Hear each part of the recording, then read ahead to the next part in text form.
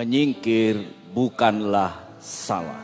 Kita buka bersama dalam Yohanes pasal yang ke-10 ayat 40 dan 42 sampai 42. Berkata demikian. Kemudian Yesus pergi lagi ke seberang Yordan, ke tempat Yohanes membaptis dahulu. Lalu ia tinggal di situ. Dan banyak orang datang kepadanya dan berkata, Yohanes memang tidak membuat satu tanda pun.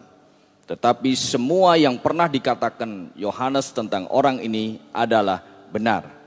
Dan banyak orang di situ percaya kepadanya. Di ayat 39 di sana dikatakan, sekali lagi mereka mencoba menangkap dia, tetapi ia luput dari tangan mereka.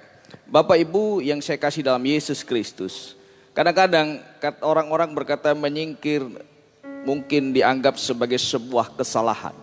Tetapi pagi ini kita belajar. Pada saat Yesus diserang di ayat 39, maka ayat yang ke-40, Yesus memberi teladan kepada Anda dan saya. Yesus pergi ke seberang Yordan. Dalam salinan bahasa Indonesia sehari-hari di sana dikatakan tinggal di sana. Bapak Ibu yang saya kasih dalam Yesus Kristus, ada masa di mana Yesus menghindar karena memang belum waktunya Tuhan untuk Yesus hadapi. Ada masa di mana memang kita melihat Alkitab mencatat bahwa mulai dari sejak peristiwa di dalam Matius 2 ayat 13 sampai 15, khususnya ayat 14. Pada saat Yesus bayi, Yesus dibawa menyingkir ke Mesir. Matius 14 ayat 13 tadi, di sana dikatakan Yesus diajak menyingkir. Kalau kita melihat Bapak Ibu yang saya kasihi, setelah Yesus mendengar berita itu menyingkirlah ia dari situ. Kalau tadi masa bayi, sekarang pada masa setelah dia mendengar Yohanes Pembaptis dibunuh oleh Herodes. Nah, ada hal-hal di mana Yesus menyingkir, mengasingkan diri. Tuhan menyingkir bukan karena Tuhan takut, tapi belum kairosnya Tuhan. Belum waktunya Tuhan. Waktu kita bukan waktu Tuhan. Waktu kita dalam bahasa Indonesia itu kronos.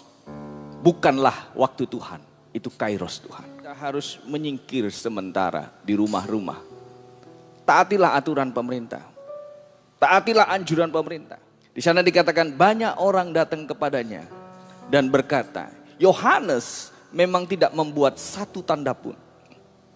Tetapi semua yang pernah dikatakan Yohanes tentang orang ini adalah benar. Bapak Ibu yang saya kasih dalam Yesus Kristus, Yesus memang menyingkir, Yesus menghindar. Tapi ingat, ada satu hal yang Yohanes sampaikan tentang peristiwa ini. Bahwa semua yang dikatakan oleh Yohanes, kita baca tadi, tentang Yesus, perkataannya adalah benar. Dalam masa-masa Yesus menyingkir, mungkin orang tidak melihat mujizat. Tapi kesaksian Yohanes membenarkan, meneguhkan. Yohanes berkata hal yang benar tentang Yang kedua, kita melihat betapa pentingnya perkataan yang benar. Perkataan yang benar tanpa tanda mujizat tetap bisa dipercaya oleh orang lain. Tapi meskipun ada banyak tanda, kalau hidup Anda dan saya tidak benar, perkataan Anda tidak benar, susah untuk orang percaya. Pada jam pagi ini kita belajar, Yohanes tidak bikin tanda mujizat. Tapi setiap apa yang dikatakan tentang Yesus, benar. Dan ingat, Yohanes belum pernah berinteraksi secara langsung dengan Yesus. Tapi prinsip saya, Alkitab berkata, nubuatan itu adalah sesuatu yang belum terjadi. Belum terjadi dan pasti terjadi. Jadi tidak mudah-mudahan, tidak kira-kira, tidak, pasti terjadi. Itu nubuatan. Bapak Ibu, saya mendapat kesaksian dari seorang pioner hamba Tuhan GPDI. Dulu dia mengajar kurang lebih mungkin 70-80 tahun yang lalu. Beliau mengajar di gerejanya bahwa satu saat nanti engkau akan berbicara dengan orang satu dengan yang lain meskipun engkau tidak bertemu. Pada masa itu internet belum ada, 80 tahun yang lalu internet belum ada. Bapak Ibu yang saya kasih, belum ada yang namanya telepon seperti smartphone seperti saat ini. Kita bisa live streaming seperti saat ini, belum ada. Tapi itu terjadi setelah lebih dari 70 tahun kemudian. Dari mana saya tahu? Oh, saya kan baru 50 lebih. Karena salah seorang jemaatnya memberikan kesaksian itu. Beliau mencatat pelajaran Alkitab dari hamba Tuhan pioner GPDI ini. Dan itulah hamba Tuhan sebagai salah satu pioner GPDI di Tanah Karo, Sumatera Utara. Dia mengajar.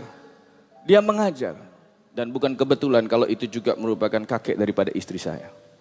Renungkan Bapak Ibu saudara sekalian, itulah nubuat. Sesuatu yang belum terjadi dan pasti akan terjadi. Jadi bukan sesuatu yang sudah terjadi kita cocok-cocokkan dengan Alkitab. Itu bukan nubuat. Renungkan, perkataan yang benar itu lebih berharga. Meskipun kita tidak ada mujizat, tapi setiap yang kita katakan benar. Benar dan terjadi. Seperti Yohanes. Amsal 18 ayat 21 mengingatkan Anda dan saya. Hidup dan mati dikuasai lidah. Siapa suka mengembangkannya akan memakan buahnya. Bapak Ibu yang saya kasih dimanapun Anda berada. Yang kedua, jaga perkataanmu. Bicarakan tentang kebenaran firman. Di masa-masa begini, bicarakan firman. Ini masa-masa Anda dan saya berkumpul bersama keluarga. Berbagi firman, memberitakan kebenaran. Di bagian akhir dari ayat yang kita baca. Di ayat yang ke-42. Banyak orang di situ percaya kepadanya. Ingat, percaya. Orang percaya karena mendengar. Mendengar apa? Mendengar firman Tuhan. Iman itu timbul daripada pendengaran. Pendengaran akan firman. Kepala rumah tangga, berkali-kali saya ingatkan. Hari-hari ini Anda harus menjadi imam di rumah Anda. Beritakan kebenaran. Roma 10 ayat 14 berkata, tetapi bagaimana mereka dapat berseru kepadanya jika mereka tidak percaya kepada dia? Bagaimana mereka dapat percaya kepada dia jika mereka tidak mendengar tentang dia? Bagaimana mereka mendengar tentang dia jika tidak ada yang memberitakannya? Menyingkir bukanlah salah. Perkataan yang benar tanpa tanda mujizat tetap dipercaya oleh orang lain. Percaya karena mendengar perkataan yang benar. Tuhan Yesus memberkati kita sekalian.